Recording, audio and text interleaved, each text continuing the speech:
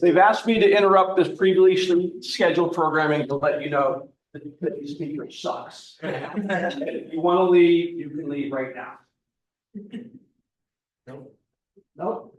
All right. Well, I told you, I went. So these are moonwalkers. Have you heard of them? If you haven't, go on to Instagram or TikTok and search for them. They have billions of views. They are awesome. So what I'm going to do is actually pass them around so you can see a product that's been built here right at the Swartz Center. If you turn around and look at that garage right back there with red whiting on the wall, it's where Shift Robotics, but pass it back. You use this maker space right over here to run their tests, hundreds of hours. Testing one of them, so it's actually been pretty cool. So there are some really good things that have come out of here. And one of our robotics companies, fifth season, the two co-founders actually met at one of these Connects workshops. Yeah, and what we do with every one of these Connects is give you an opportunity to stand up and say, hey, my name's Dave Mawhinney. I've got a startup that does vertical integrated farming using robotics. And I need a co-founder, CTO, right? That's exactly what Austin did to meet Austin. They're both named Austin, coincidentally, good guys. And they built a vertical farm down in Braddock. That was really, really cool. So what I'd like to do right now is have you guys take the opportunity to introduce yourself to the rest of the group. If you have a startup idea, just pitch the idea, say what you need, what you're looking for. Or if you just have a capability, you're a great engineer, you're a great designer, and you're looking to work in somebody else's startup, just say, hey, this is what I'm good at. I like these kinds of things. Anybody doing that? All right. Does that make sense? That's why we call it Connects. There's meaning there, so you can connect with other people. Would anybody like to connect with the crowd today? Michael, thank you for volunteering. That's you. Yes. Stand up. You can stand up and come up front. You can stand right there. Okay. My name is Michael Shang. I've been in a lot of those series where I am a first year MBA and Master of Software Engineering student. I have a pretty long history of technology entrepreneurship, and right now I'm just back here to learn, to really explore the pivoting, what kind of pivot, what kind of industry that I want to explore with the next 2 decades of this. So it's good to know everybody.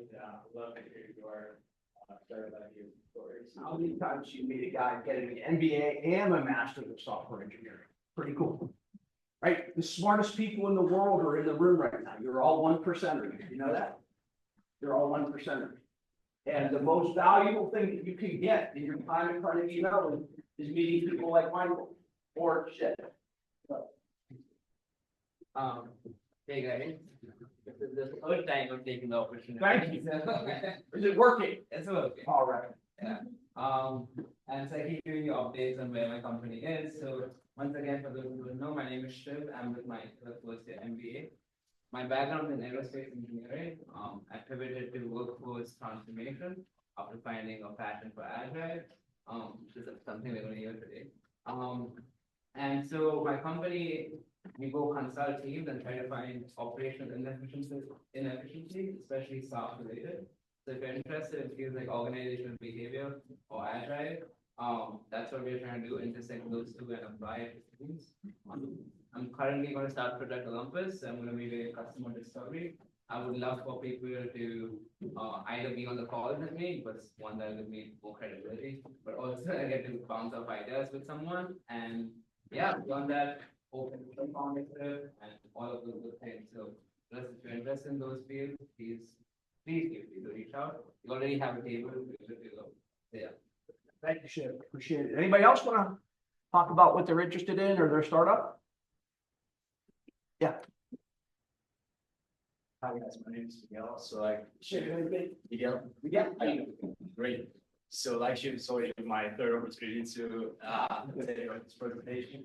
But I'm currently enrolled in the first year of the Master's in AI and Innovation, and I've been a performing musician for the past 12 years of my life. And Can you hum a few bars? yeah, Yeah, there you go. Go ahead.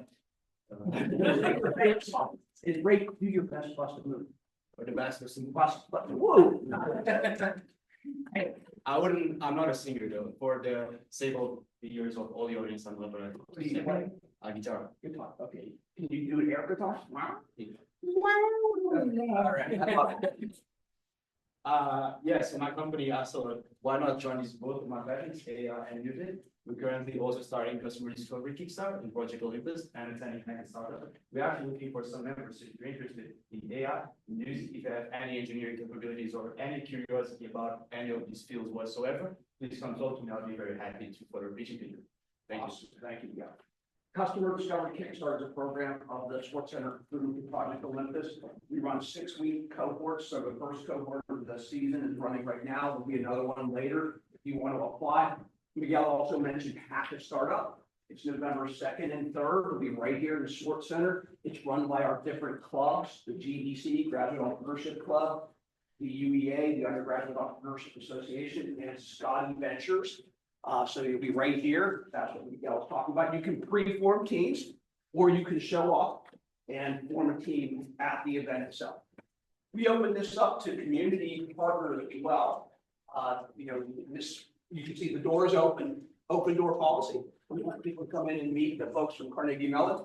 And our friend Charles today has dual role. He is an alum of Carnegie Mellon, and he's also a member of a really cool community partner called Innovate PTO. So introduce a lot of contract and hiring to find resources and trying to make those resources that don't exist. I was just going to say that and talk about another project. It's like a network management tool. So very soon we'll start a voice and stuff, but something that's just a little bit more simple, low cost, and does exactly what I, as a normal person who manages the network, needs it to. You're a normal person. Yeah. Wait, is that debatable? But working on that with a fellow CMU alum, and so I don't know, it's more of a side project now. Maybe if anyone else is also worried about network management, then hit me up. But and you guys can post something, and something you went really right. Yeah. Thank you, Charles. Appreciate it. I have a question. Yeah. So as I understand it, the Swartz Fellowship Program. Yes. That's for first years only, correct? It's for graduate students from Sonnet. Yeah. In the back. So hi guys, my name is Sonia Ford. I'm a program manager here at the Swartz Center and I manage the Skilled Fellows Program. So it is for first year graduate students in any college. The deadline is Sunday at midnight. So if you guys are interested, hopefully you've got your applications in already, but yeah, the deadline is Sunday. We need a resume, personal statement, recommendation letters, 2 of those. So yeah. Thank you. So, Tony, if you have any more questions? Yeah, I know you have one. Yeah, so my question is, Hack a Startup and Project Olympus, Yes. are those programs available anytime throughout? So Project Olympus runs in 6-week cohorts throughout the year. So that you do a Hack a Startup is a one-time event on November 2nd and 3rd. And that's every year? That's every year. We also do the McGinnis Venture Competition. And we're gonna have Allison stand up and say the McGinnis Venture Competition is, which is important for undergrads and graduate students. Yeah, so we have our McGinnis Venture Competition, promotion to start going out here in the next few weeks, but applications open November 1st. The deadline for the first round of the application isn't until January, but if you start your application with your name, description of your project startup, then we will be able to pair you with a coach if you fill that out by December 3rd. And we can guarantee to pair you with a mentor for the duration of the competition, which the first 2 rounds are virtual, and then there's a live pitch at the Swartz Center in March. So I'll have a few of those things coming up here. So why we ask you to put your idea, even if it's not well formed, it's just an idea. From that idea, we will look into the alumni base and the community and find an expert in the area that you're working on. So the more you can tell us about what your idea is, the better we can pair you with that coach. But December 3rd is the deadline for that. So I know a lot of you have ideas you're working on already. Start the application. When is it up right now? It is up, but November 1st it'll officially open, but Okay, yeah, you can go in there right now, put it in there, and then we can start thinking about coaches for you. So you know, guys like you two have ideas, and this guy should have an idea, but I'm gonna kick his ass later. Joking. Anybody? Oh, yeah, someone in the back. Yeah, hey, my name is Ian. I'm a here machine learning student here at CMU, and I'm starting a company around data collection, haptics data collection to train humanoid robots. And so specifically looking for someone with like a bit of a background of either electrical or computer engineering. So that's you. You know. Welcome back from Boston. I didn't recognize, we only Zoom friends, so we hadn't met in person. Nice to see you. Can you guess? Okay, so my name is Jingo, and then I came from Taiwan, and I'm currently in the MCDS program, which is for computational data science. So for the entrepreneurship, I have a small web design agency in Taiwan. So I build a backend software engineer, and I build backend systems for others, and then there are front end engineers in our company. And currently, I'm developing an idea. And have you ever heard of a company called Cameo? Which is like you can go to that website and then ask for a celebrity to make a customized video for you. Cameo. Cameo. Yeah. That's like So, Cameo. But then when you said what it was, I knew. okay, Cameo. So actually, I thought that maybe that idea can expand to the Asian market because we have a lot of like celebrities in the Asia, and I think that the Asian people are more addicted to their phones, right? Yeah. So yeah, I thought that I think that is. I saw you not paying attention earlier. I was pissed. Oh, really? Yeah, Okay, so I think that that might be an edge, and I think that because that company can expand their market to Asia, and I think that we have the geographical edge. So I'm currently developing that idea, and I would love to bring that to the hacker startup competition. So I'm currently looking for teammates who know things about like machine learning, about recommendation systems, or they have connection with celebrities, or they know how things works in that area because I'm an engineer, so I don't know things about that. And then also front-end engineers. Yeah. Good. Yeah. Good. That's exactly the kind of thing we wanted to do. It's great that you guys are communicating with each other. As you can see, there's a lot of great ideas around. So even if you don't have your own idea, you can connect with somebody who does have a great idea. So I got a Cameo 3 years ago. I got my arm chopped off by a bunch of rabid entrepreneurs. And the Swartz fellows actually sent me Heinz Ward. You ever hear of Heinz Ward? Pittsburgh, yeah. He's a famous football player who's really tough and gritty. And so it really perked me up. I was really excited that Heinz Ward sent me a message via Cameo. Also, do you really love that? Yeah, I love it. Yeah, absolutely. Thank you. Almost grew my arm back, but it didn't happen, right? So. Anybody else? All right, well, that's what we do here. The Swartz Center is a wonderful community for people who are interested in entrepreneurship. There's no barriers to entry, right? Just come, talk with other people and get your ideas. What we do with the Connection is we bring topics about entrepreneurship for those of you that don't have time in your regular schedules to take entrepreneurship classes, right? So we have these usually every Tuesday, Wednesday, and Thursday throughout this semester and next semester. So look at the schedule and there'll be topics like design for manufacturability, sort of growth marketing, right? That guy right over there is the king of growth marketing, Matthew Bedell. He started his company back in the garage right there, and they do one-to-one personal fitness training through AI. It is amazing. The front end is amazing. If you try it, it's called TrainWell. But if you want to learn more about the back end, that's what these guys kick ass. They let one trainer train up to 200 people simultaneously. It's pretty cool. And that's the kind of stuff that we learn. This guy's got a company, so about 20 million ARR, something like that, approaching that. And he's hanging out in the Swartz Center. How cool is that? I got in trouble. I was gonna be mad at me. He's not even looking. But no, seriously. So what we're doing today is we're going to talk about the framework, the methodology at which we approach entrepreneurship here at Carnegie Mellon. So it's not, it's not specifically customer discovery that we talk about here, but it includes customer discovery as part of the process. So what I hope you take away from here today is thinking about how you're going to approach the problem that you're trying to solve and how you're going to engage the resources to make that happen. And, so I'm going to give a sort of overview of Agile and Lean startups, how it works. We're going to then do a video of from Eric Rees, who coined the term the lean startup.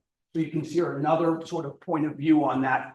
We also have a whole library of videos. There's a really cool company called Four Moms. They do robotics for baby products. And they used this agile lean approach to build one of the most popular baby products of all time called the Mamaroo, if you've heard of the Mamaroo. So really, really cool. Now, some people say, well, this is for software only, and it's not true, right? I got to take this out. No one gets this reference. Anybody? Does anybody even know who that is? Who is it? I'm blanking on his last name. Gary Coleman. He was in a famous sitcom, and his line, and it was so popular back in the day, it would be what you young people call a meme. This is a meme back from the day. What you talking about, right? But this does work for startups that are not software. Software is great because we can do things fast, right? And with the cloud, we can make a change in our product instantaneously. Can't do that with hardware, but these same concepts can be applied to hardware. And if you have any questions about it and you're working on hardware, you just let us know. Here's some links, and you can get this on our website. This is already up in there and running. You can link it to those links and see how people have applied it to hardware.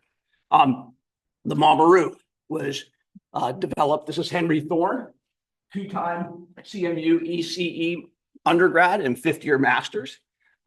Greatest roboticist in the world. He built this product. His baby's really ugly, but that's another thing. This is Hannah and Matt. They won the Invention of the Year in 2014, working at the Swartz Center and Project Olympus. They used this process for a hardware product. And Meredith Grelly, some of you might have met her. She actually used this similar process in a physical product that was non-technical, whiskey. All of you know what that is because you had it this past weekend.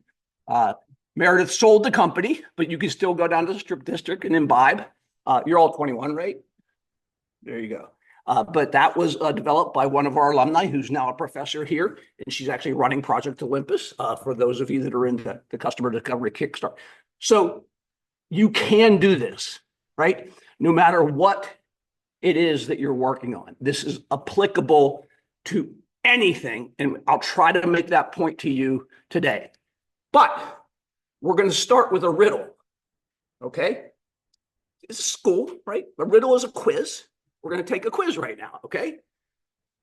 And I'm going to make a very, very bold statement with this riddle, the answer. Okay. The word record is 7 seconds, so I'm going to start to go. 2, old fart, old car, old glory. There's nothing new under the sun. I stopped. I hit the freaking button too fast, right? But the point is like, these are all old things. Get it? Old glory, sun, nothing new under. Never mind. Agile, lean are not new. They've been around for a long, long time, but we just started applying them in a very methodical way over the last couple of decades. And so that's the process that we use. And it all started with this thing here. Kaizen! Kaizen! Who knows what Kaizen means? Raise your hand. Yeah, so Kaizen is a Japanese technique about continuous improvement. I think every week. Again, the answer, rapid, continuous, incremental, improvement. Say it again. Kaizen is a process of No. Rapid. rapid, continuous, Continuous. incremental, improvement. Oh! Good job, right? You got it right the first time, but I was just playing with you. So it is about sort of being iterative, right? That's really, really important. Now, contrary to Shiv's statement, who invented Kaizen? Who invented Kaizen? He said, I said Toyota in Japan. Toyota and Japan. We'll make it like the vanishing answer. Anybody want to challenge him? The Army? The Army. Well, I like that. See, just throw it out. You might be right. Anybody else? Samurai. The Samurais. Oh, you're watching a lot of Netflix over there. Good answer. I like that. Badasses, samurais, right? Anybody else before we give the real answer? Some random European merchants or something. There we go. I think you are wrong, but it's a good guess. All right. So what happened was actually not good, right? The U.S. bombed the shit out of Japan in World War I. Bad thing, right? But, you know, at the end, they dropped 2 nuclear bombs, and people said that was better than them invading and killing lots of civilians in Tokyo and Yokohama. So I'm not here to debate that. But what it did is it created an opportunity for the rebuilding of Japan. All of their manufacturing capability was wiped out. So we had no legacy buildings, legacy processes to deal with, right? So we were able to develop a more efficient way of doing it, right? And there was actually the U.S. Civil Communications section of the Economic and Scientific section, not the Army, but close, developed a series of videos to help rebuild Japan's manufacturing capability called Improvement in 4 Steps. Translated, Kaizen Onyo Yondanke. All right. Do you know who the person was that developed that series of videos? Again, his name's up there. Good question. It's up. There's a quality award. You heard of ISO 9000? Do you know what the name of the award for ISO 9000 is? The Deming Award, right? Edward Deming. Deming created these videos and helped Japan rebuild their manufacturing capability through Kaizen, this rapid, continuous, incremental improvement. And Chip, what's the most famous implementation of Kaizen? Toyota. Well, yeah, you got it right. So, this was developed in manufacturing, and it became another meme, right? Coming into the 50s and 60s, everybody had to do Kaizen, right? And it got to the software world in the late 80s and early 90s. And there was a thing that was written finally in 2001 to sort of, you know, document the previous decade called the Agile Manifesto. Yeah, a manifesto. It was big. And if you really want to, you know, get sleep at night, I'll print it out for you and you can start to read it because it's really freaking boring. But there are some really great points in this Agile Manifesto. So we'll talk about that. We are going to prefer and focus on individuals in interactions over process and tools. We're going to have working software over comprehensive documentation. We are going to have customer collaboration, customer kickstart, right? Customer discovery kickstart, over contract negotiation, right? So instead of, you know, getting a contract before I give someone my software, I'm going to say, here's my software, use it, tell me what you think, and then get a contract later, right? And then responding to change rather than following a plan off the cliff, right? That was what came out of the Agile Manifesto for software in the 80s and 90s. And it improved. Who's the most famous user early of Agile development? Google. Google is Google in part because of this. So you could say that Agile actually creates evil tech monopolists. All right. By the way, Peter Thiel wants you to become an evil tech monopoly, right? If you read 0 to 1, the book, we'll talk about it a little bit later, monopolies favor startups. And there's good reasoning behind it, right? Even though I make a joke out of it, there's a good reason why monopoly is important for startups. Very few achieve it, but when they do, you get Facebook, you get Google, right? You get Amazon. Right? So if the software world was doing it, the most likely next segment of the economy in the world to use it is startups. So startups started to use Agile and Kaizen. And in the Kickstart program that we have, this should be the first question we ask. Will the dogs eat the dog food? Matt, will Luna eat the dog food? He has a really great German Shepherd name. Good. Right? Why do we say that? What? It's about failure. And why do most startups? Do you know what the statistics for startups failure is? Pretty high. Oh, man, that's a good answer. You were a social sciences major, aren't you? Any math majors in here? No, you said 97. Good guess. Any others? 99. 99, right? Anybody else? What is 90? Yeah, they're going to read a lot of different numbers, but it's in the 90s, right? I've seen as high as 99%. And our goal here is to not let that happen to you, right? Now, the amazing thing about this is, you know what the NVCA is? About National Venture Capital Association. Jim Swartz, namesake of this, was actually the president of the National Venture Capital Association for a period of time. They say that 70% of all funded startups, and in their vocabulary, that was Series A. In today's world, that Series A means Series B. We can talk about that a whole vocabulary problem later.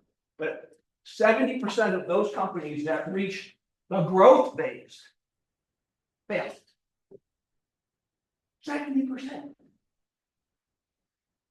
Why? Why? It's true for the startup at the beginning, it's true for the growth startups. Ruben. They try to grow without having product market fit. Yeah, they do that, but why don't they not have? They fail to adapt. They fail to adapt. Those are good answers. But they do that because they don't talk to their customers early and often enough. For the earliest startups, right? This is why we're doing Kickstarter, customer discovery. You get out in front of customers even before you start building. For the people that do achieve product market fit, they think they know everything. They forget to talk to customers. So they build the next product without really knowing what the hell the customers want. So customer interaction is constant throughout the history of your company. From day one to day 1 million, right?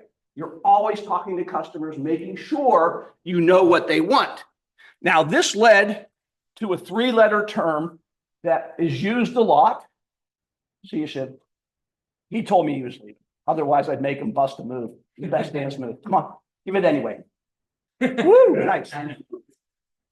All right. So this 3-letter term, it's become another meme. Everything's a meme today. What is the 3-letter word that the startup world uses for their first product? MVP. And MVP stands for? It doesn't stand for most valuable player. You cannot steal the term. You love him? Oh, he's awesome. How many balloon doors? 4. Oh, I got it right. Right? We cannot steal that word. It belongs to the people like Ronaldo. So we at Carnegie Mellon, being 1%ers, we've changed that word. That means minimal viable product in the old way, right? You want to be just viable? That doesn't feel good. What do you want to be? Valuable. Valuable? You could be minimum valuable. Stop. Awesome. How about awesome? Minimally awesome product. MAP. By the way, that term was coined by Sean Ammirati, who's one of our professors here. He's doing his own AI startup. That AI startup is called Profitable Signals. And its goal is to make AI your co-founder in your company. You can use all these LLMs that are out there to do customer discovery for you. So we like to think of this as my product has to be usable and likable when I give it to my customers. I can't just give them shit. And a lot of people take minimum viable product as an opportunity to give their customers shit, and they don't like it. And they're wondering why, customers are wondering why. They told me in school to do a minimum viable product, right? Well, it is, right? There's a fine line here. You want to do something that people are going to love. So it has to be good enough that they're going to love it. It doesn't have to do everything that they need. That's why we call it a minimally awesome product. And so in the literature that's out there, there's lots of books over the last decade that have been written. It's really important, especially for you tech people who, if you're left to your own sort of way of doing things, will build a product first and try to give it to customers. But build it and they will come. Field of dreams myth, right? What we have to do is we have to marry customer development and product development together. And by the way, customer discovery is just the first step in customer development. What we're trying to do is validate two things: that they have a real problem that's so painful they want to solve it today. So that's validating the problem. And second, we want to validate our solution, that we're actually delivering value to them to solve that problem. And then they become customers. And then we grow, right? So when you're starting your startup, you must remember customer development is as important as product development. And so it looks, these are the three guys that came up with that one. So it looks like this. It's an iterative process. What does that look like? Oh, you have shit. Looks like Kaizen, doesn't it? The same picture that I drew. Iterative.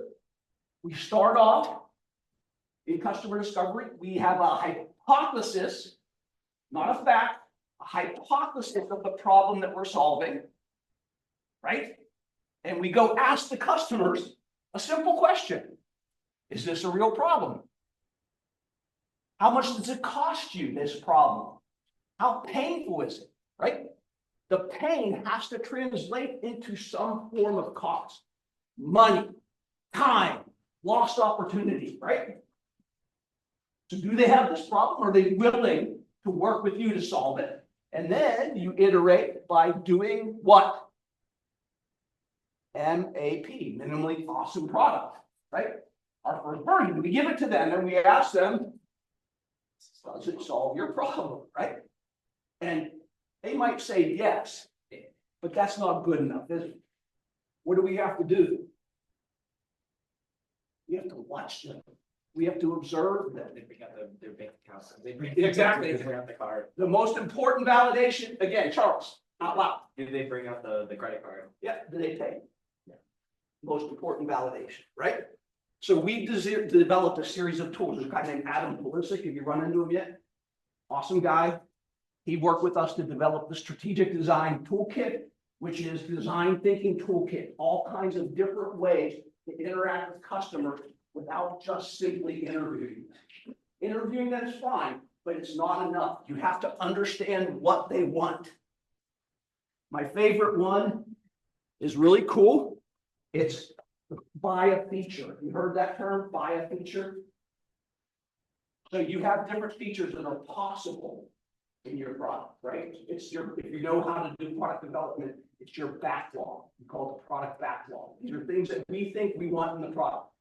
You put all of those things on a flashcard, and then you ask your customer to have three piles: must have, nice to have, don't care. And you hand them, literally hand them the flashcard of the feature, and you ask them to put it in a pile. And you do that over for 10, 15 features, and that tells you what to build. Because if you interview them, they're not focused on what could be.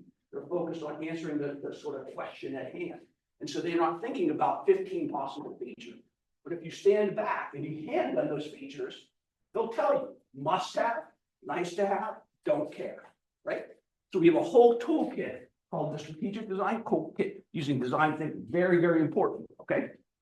So product development, customer development together is the lean startup process, okay? It's the lean startup process. And this is what we're teaching in Customer Discovery Kickstarter. This is what our mentors and entrepreneurs and residents will teach you. This is what our classes, Intro to Entrepreneurship for undergrads, Lean Entrepreneurship for graduate students, will teach you this process. It's how you get from 0, your idea, to 1, your product market fit. And at product market fit, you can start to grow. But most of the failure in that startups, 99% of it, is in that 0 to 1. So that 1% of the rest of the 99, right? Those are the people that make it. We're going to try to help you increase your odds to be successful by not making the same mistakes that many others have made, and by really, really understanding your customers deeply. There's a lot of tools. I'll mention some of them a little bit later here, like I did with the buy a feature, that you can use, but it's really, really important. Now, my original riddle, there's nothing new under the sun. What is this? It's been around for hundreds of years. Hundreds of years. It's not new. Kaizen was not new. The Software Agile Manifesto is not new. Lean Startup is not new. You all learned it 7th grade at least, maybe earlier. Think back, 7th grade, what'd you learn? Oh, winner! It is the scientific method, right? You have a hypothesis about the problem that your customer has. You go and talk to your customer, right? You learn from that and you say, oh, did I understand their problem? If not, I adjust based upon what I heard and go through it again, right? Continuous, rapid, incremental improvement. Customer development meets product development. Gets back to observations and did I validate my hypothesis, right? So what we teach, our methodology at the Swartz Center, is the scientific method applied to business, applied to startup. So when you're in the process and you get deep in the process, there's shit coming at you from every direction, you can't forget this fundamental, right? Slow down. Say, are we doing this right? Are we talking to the customers? Are we really understanding what the customers are saying? Are we building what they want, right? That's why it's so iterative. You gotta get back in front of the customers and have them.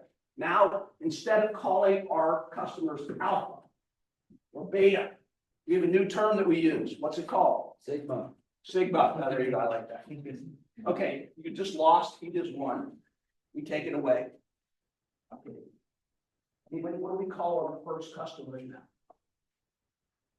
A new term. It's been used a lot of the lessons. Design partners. Why do we call them design partners? They help in design. Yeah. All right. They're helping us to design the product, right? But you're not handing over to the customer what you should build. You're the person that is taking what they're saying and transforming it magically through your knowledge and your capabilities into a product, right? So you're not giving up creativity and ideation. You're owning that. You're just helping them express it, if that makes sense. Yes, Charles. How much useful information can you really get pre-product? A lot. We were talking about the MVP versus MVP, this idea. Yeah. So again, that credit card. So the popular opinion is I just go and interview customers. It's not enough, right? So to make sure that you're getting the right answers, that's why we built the strategic design toolkit. So there's different ways. So look, a couple of them are focus groups, right? You probably heard that term. Focus groups are a really important part of customer discovery, right? Decision trees, putting decision trees in front of your customer. Which would you do? Why? Right? All kinds of different things rather than just talking to customers. They're in the design toolkit. You'll learn about them if you do the business model canvas and really dig into what the business model canvas is about. Customer segmentation, which I'll talk about briefly later, is like the absolute most important first step. You can't serve everybody with your product. You have to segment it to a very small, what we call beachhead of where we start. Facebook started serving who? College students. Facebook now serves who? No. Young people. Grandmas and moms sharing baby pictures. Right? How many of you use Facebook today? Okay, one, that's all right. You have babies? There's a Facebook market. Yes. Yeah, okay, all right, but you got that point, right? Like, they started with a segment and they killed it. They owned that segment. And then later, years later, they moved to other people because everybody, the exclusivity, everybody thought it was so cool. I have that, right? And then after a while, something new came along, Snapchat, Instagram. Why do you think they bought Instagram? Why do you think they bought WeChat? They thought they were going to kill them. So stay close to your enemy, right? So the point is segmentation always works at the beginning. Okay. How are we doing on time? What? 20 minutes. Yeah, question. Like I know there's this whole idea that it's bad to practice like you as your own user, but at what point can you be a design partner for what you're building? Like for example, with Copilot, like the co-founder, I mean, the one of the founders, he was a Mackie and he rode bikes all the time. Like, is he a good design partner? So there's a concept that we talk about called founder product fit. And with younger people, founder product fit is a real thing because you have a problem that you want to solve for yourself, right? But you cannot just project, that you are the end user. Matt, correct me if I'm wrong. You started off thinking that your segment, customer segment, was gym bro, right? Yeah.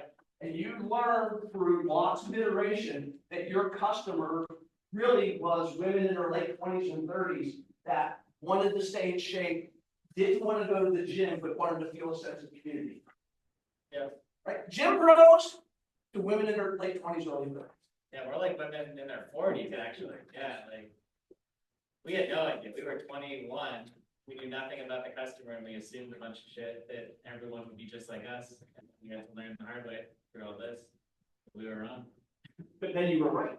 Yeah, then we were right. Yeah. Absolutely. And one thing sorry to steal your comment, but one thing I always say is the day before we sort of accidentally realized that in iteration, we were sitting around a fold-out table eating Chipotle, and we were literally planning the next iteration of the MVP. Like we had entirely committed to moving on to the next thing, to trying the next iteration, when the marketing and product and everything aligned around that customer, and suddenly we were like, holy shit, we have product market fit, we're off to the races.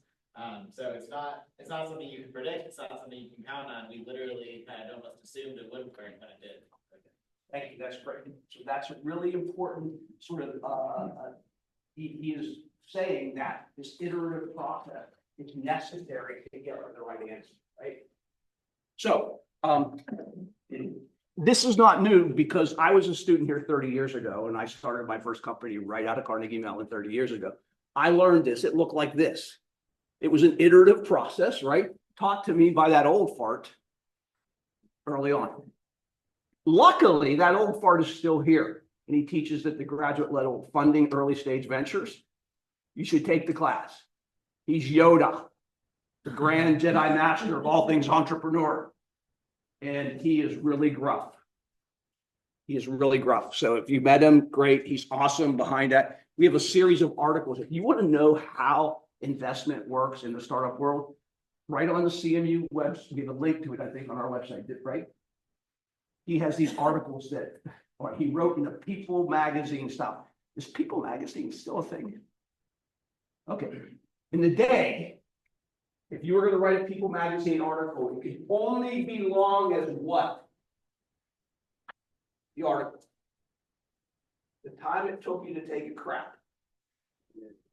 Right? It had to be short. So he wrote People magazine style articles about investing. and you can read them one at a time, and they're digestible. So I suggest if you're interested in the topic, just Frank Demler, CMU articles, and you'll love them.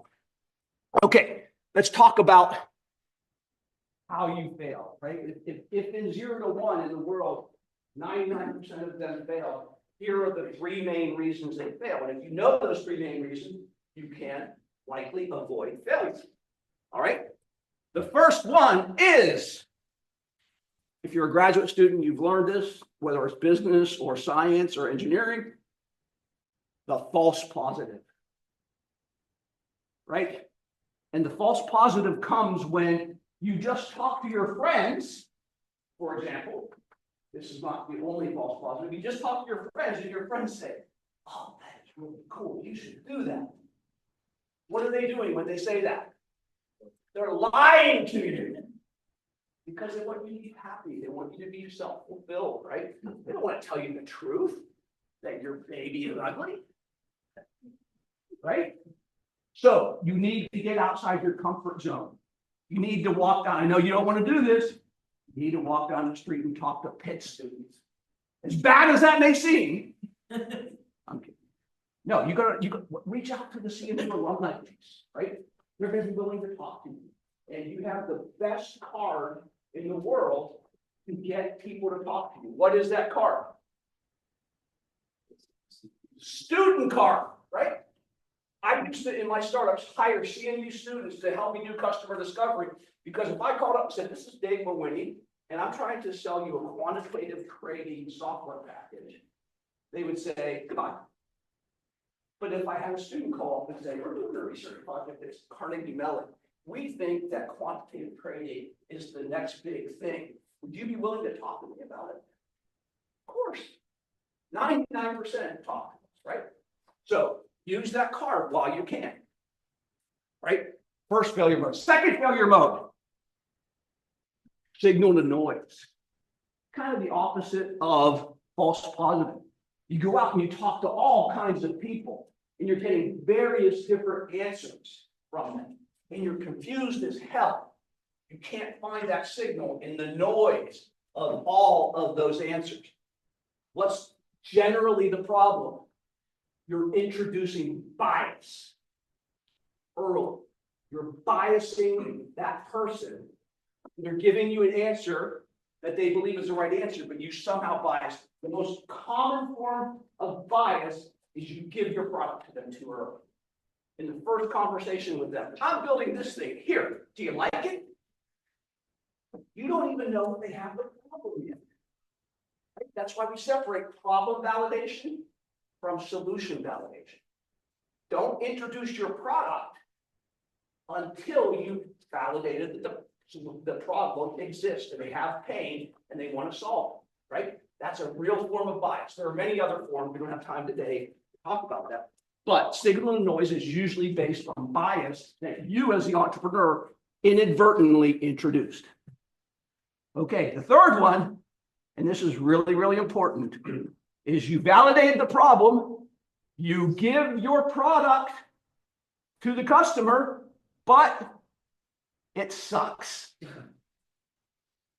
It's not actually solving the problem. You think it is. Does your vote count? Are you paying yourself for your product? No. The customer votes count, right? So these are the 3 most normal, regular failure modes. And if you know them, you can avoid them by planning to not do them. All right. Now, for this last one, really, really important. I learned this here at Carnegie Mellon from my, he's right over there, Don Jones. Don Jones was an amazing entrepreneur, robotics entrepreneur. He came to CMU. I talked him into starting my first company. So he was my co-founder, my boss, and my second dad. Just great guy. But he had this concept that he published that I use every freaking day. It's called the goodness factor. Goodness factor. What does that mean, right? Well, here's what it means, because we're running short on time and I want to have time for the video and questions, or maybe we don't have time for the video. But the goodness factor means this. If you're entering a market that has an existing solution. And in problem validation, if you validate a problem, then there's an existing solution, even if it's not another product.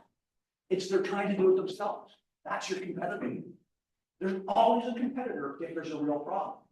And one of them is trying to do it yourself. So what Don Jones said, if you're trying to enter a market that has an existing solution, even their own, you have to be 3 times better or 3 times cheaper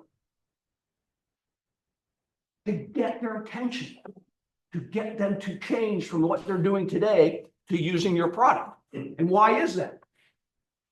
Why does it have to be 3 times better? Switching costs. Switching costs? What's the human condition that we would use for switching costs? Lazy, right? People are lazy. They don't want to switch. Lazy's good, right? Lazy's a good thing. We form habits and we don't want to change our habits. And that's a form of laziness, but that's a good form of laziness, right? So if they don't want to switch unless you're compellingly better 3 times or compellingly cheaper 3 times, then your product sucks by definition. Yes. Is that 3 times, like, just ambiguous 3 times, or is it like genuine, like, is that a? Oh, what do you think?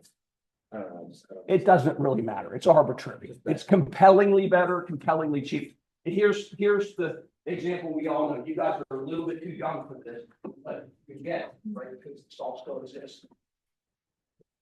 In 1997, the pundits of the internet said the search wars were over.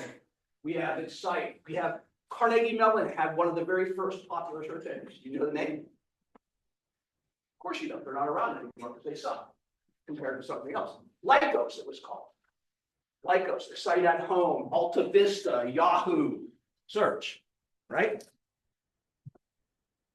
And then in 1998, something happened. What happened in 1998? There's Google. Google happened. And Google, using the thing called PageRank, was so much better that literally overnight, they became de facto monopolistic search engine. And I will say they're evil today, even though their mantra in the first few years was, don't be evil. Right? They are now evil. Ask the federal government. They're suing them. All right. Here's the amazing thing. After Google became the monopolistic search engine, their competitor, Microsoft, said, we're going to beat your ass. And they created Bing. And Bing is provably better than Google on many different dimensions. Provably. How many of you here use Bing? Do you work for Microsoft? Because that's the only people that use Bing. They had like their Copilot first. Okay. Okay. Go like complexity. Forget that. So we have 1 user of Bing. 1. If it's provably better, why is there only 1 user of Bing? It's not 3 times better. It's not. It's incrementally better. It's not compellingly better or compellingly cheaper. Right? So we learned that. Now, actually, Bing is behind DuckDuckGo. If you know that search engine that says they're actually using Bing. Because Bing cannot compete directly with Google. Why is DuckDuckGo competing at a very small amount with Google? They promise privacy. And that's compellingly better to a certain group of people. Okay, now fast forward to 2014, 2015. 2 famous people in the entrepreneurial world, Peter Thiel, co-founder of PayPal, with some dude named Alon. And then this is Ben Horowitz. He's telling you you're number 1. Ben Horowitz co-founded Andreessen Horowitz, probably one of the top 3 to 5 venture capital firms in the world. And they told my good friend Don Jones, by the way, how many of you are MBA students? You guys know Jack Cameron-City? That's Don Jones' grandson. Interesting. These 2 guys both said that 3 times is not good enough. What did they say? 10 times better. Why? Because the internet, the cloud, the phone have made information ubiquitous. And we have many, many more choices. So to capture your attention, make you quit being lazy, to overcome the switching cost, it could be 10 times better. Or 10 times cheaper. Again, the number isn't real. It's compellingly better. It's just more compelling. Or more cheap, right? So really important. This is the antidote to your product sucks. So as you're building your product, you have to be asking yourself, are we compellingly better than the other choices that they have? Or are we compellingly cheaper? And if you're not, stop and work at making that, because they will not change. You might get a few design partners, but you'll never get to from 0 to 1 where you can grow. You just won't get there. By the way, both these guys ended their book with another piece of advice for entrepreneurs. I think it's the best advice you can get aside from networking. Networking is the best advice. The second best advice is what they both said. What do you think they both said at the end of the book about why they were successful? Anybody read these books? You've got to read these books. They are awesome. Peter Thiel is an economist. He talks about the need for monopoly for startups. You're not going to get monopoly. It just happens randomly to lucky people at the time, right? But it's important to think about that frame. What did they say about why they were successful? Both of them, independently. Look, I did not quit. I did not quit. Both of them, and almost every entrepreneur is going to come face to face with the moment of, oh my God, what the fuck am I doing? I should quit. Don't quit. Quit if you know you can't get a goodness factor. Quit if your customers say they actually don't have that problem. So quitting in that case is pivoting to something else. Right? They both faced that, they both pivoted.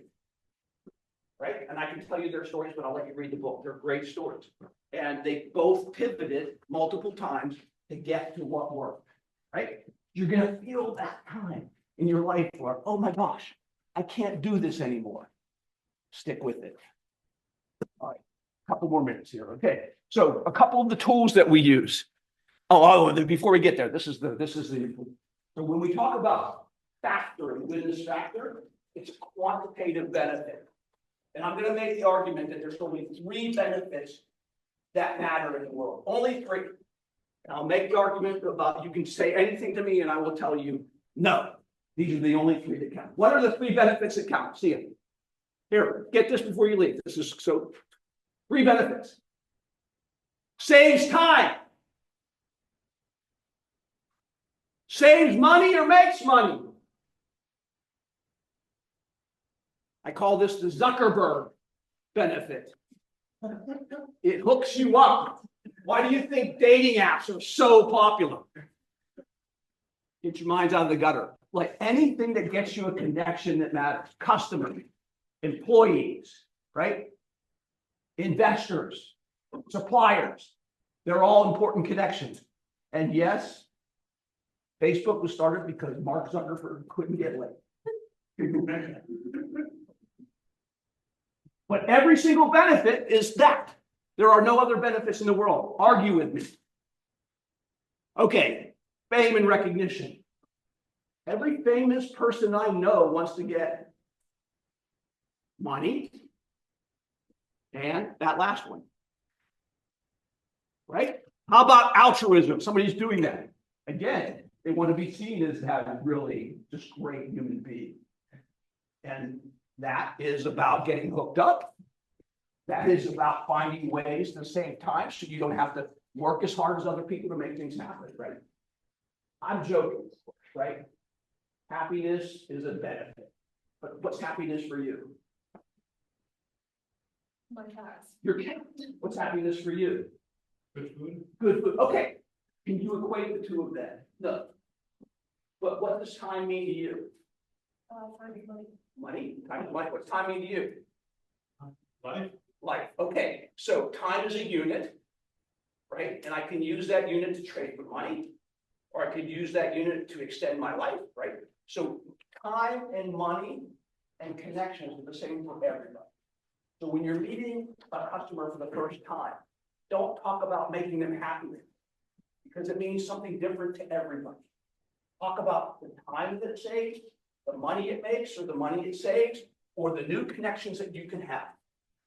And then if you get their attention and you get into a deeper conversation, you can explain more complex benefits.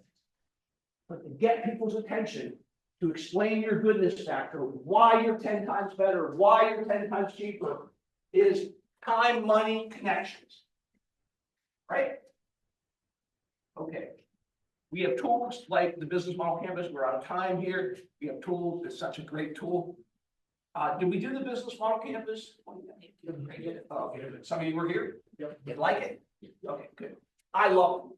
The one thing that it did for me and my teams, it kept us all on the same page. Because we all would go out for a week and do our work, and come back on Saturday for our team meeting, and we all had different ideas. And we all argued about what the truth was about who our customer was, right? Or who our channel was. And we used the business model canvas to keep us all on the same page. All right, we're out of time. If you need to leave, please feel free to get up and go, but I'll stay here and answer questions. Yeah, Mike. I have a tough one. Okay. I've been troubled by this question for many years. I don't have an answer for the scientific, for the similarities between scientific discovery. Yep. I assume there might be some research and market discovery. Yeah. The process looks the same, but for some reason, scientific methods they only need one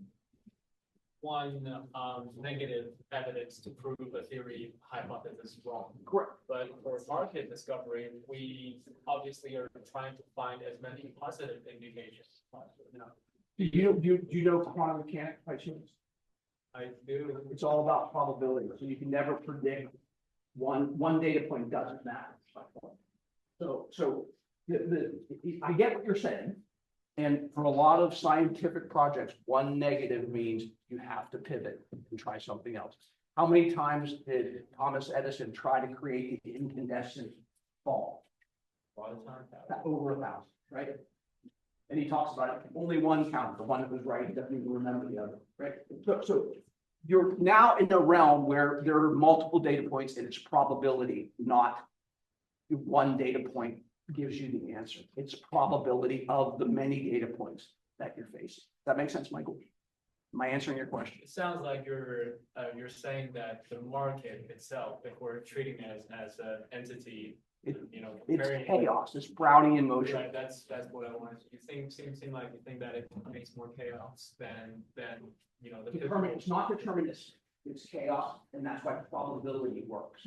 So you as the entrepreneur have to get very comfortable with probability, not black and white, but gray. Does that apply the same, like the market, does that apply to everything that is societal, contains a lot of people? I think so. Look at our election. I'm not going to get into politics, but just think about that for a second. How do you resolve the very left, the far left, the very far right? And both people will claim that they love America and they're doing the right thing for America. Right? It's chaos. So for that, we only need one kind of solution. We need It we doesn't. need 330 million votes Right. to determine. Okay. Right? You get Yeah, probability. I think the correlation you mentioned is fabulous, it's fantastic. Yeah, I think you have a question. Yeah. Question about the goodness factor. Yes. So like in a competitive and innovative field, like currently we have new AI technology and there are a lot of like AI applications. So if there is already an existing solution, it is hard to pass that, right? So is it better like if there are no current solutions, it's better to come up with your product quickly, better than The strategy there is called first mover advantage. Yeah. Come up with your product quickly. So Peter Thiel will argue you want to go into a space that there is not a direct competitor. Your competitor in that new space is the customer trying to solve the problem themselves. And then you can have a great goodness factor. But here's the thing, you can also enter a market where there's an existing competitive product. All you have to be is 10 times better or 10 times cheaper. So an existing customer sometimes validates the market that the problem exists, that people are looking for a solution. So if you can come in with a new technology and do it better or cheaper, you can still win. Yes. So I had a question about the customer discovery part. So there's this quote about every photo. It said like, if I would have asked people what they want, they would have said faster horses. Exactly. So- They also said, like, what, I asked people what color they wanted, right? They gave me a million colors, so I'm gonna give them one color, black. But you can choose whatever you want as long as you want black. Right? Exactly. So to what extent is that true? So that is the signal to noise problem, Mhm. right? So people don't know the answer, but they can tell you they want to go fast. Forget the horse part, they want to go faster. So I can make this mechanical video that could go faster than the horse. So you have to focus in on what the real problem is. The real problem was not, I need a faster horse. The real problem is I need to go faster, right? And that's the signal to the noise. The horse added noise. So you as the entrepreneur have to be thinking about this. How can I do this better? By the way, I failed to mention, and I apologize for this. Differentiation, really important, right? It's not just enough to be better or cheaper. You also have to be different, noticeably different. Did you ever watch the Steve Jobs movie with Ashton Kutcher? There's one scene that just jumps out at me, which is Steve Jobs is looking at this product, I believe it was the iPhone. He said, it's not good enough to be better and cheaper. It must be different, right? And that's so important because difference is what happens immediately when someone sees what you're doing and they notice that it's different. And then they pay attention and then they listen to your goodness factor. A lot of times you won't be able to get your customers' attention, even if you're better, because you look the same as what they have. You need to be different and better. Anybody else? Okay, there's a video. You can find it in our Connect series archive from Eric Reese. If you want to watch it, it's a great video. We have a library of great videos about how four moms approach the market if you want to see them. So reach out to us if you're interested at all in those additional videos. They're all short, less than 10 minutes. The four moms are less than 5 minutes, so it's really easy to look. Marketing for entrepreneurship, that's part of our course set of videos. So that's a great course to take. It starts next May. If you're a graduate student, go to either first year MBA, you can take it next year. Any questions? All right, thanks for staying. I apologize that we ran over. Take care, everybody.